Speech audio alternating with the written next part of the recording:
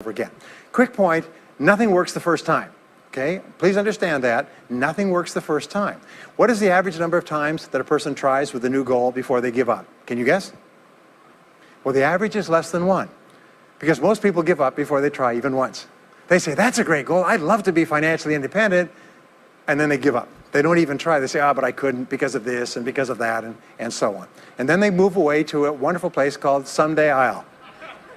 You ever heard of Someday I'll? Someday I'll start saving money. Someday I'll get out of debt. Someday I'll lose weight. Someday I'll start a business. Someday I'll get serious about my finances. And most people live on Someday I'll. Your job and my job is to vote yourself off the island, right?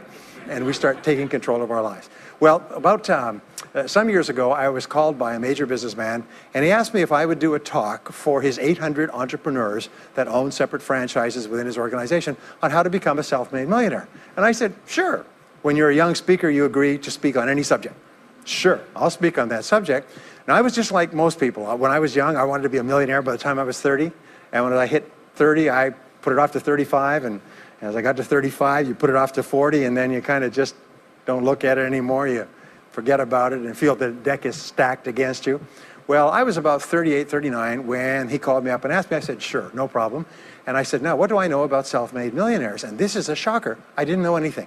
Oh, I knew that they had more than $1 million, but that's a real basic piece of knowledge, you know.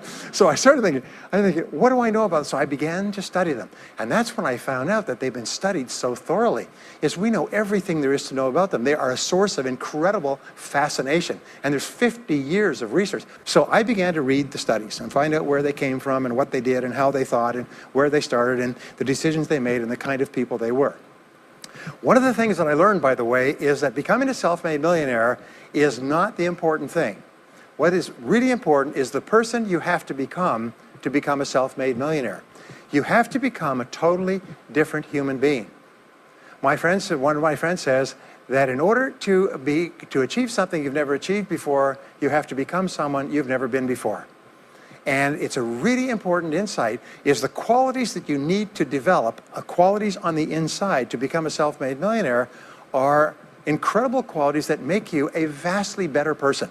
Not only better in terms of character, determination, discipline, decision-making, strength, and so on, but they make you a far better person. They round out your character in a far better way. So the real payoff of becoming wealthy is not because you can eat more, because how many more meals can you eat? How many more clothes can you wear? But it's the kind of person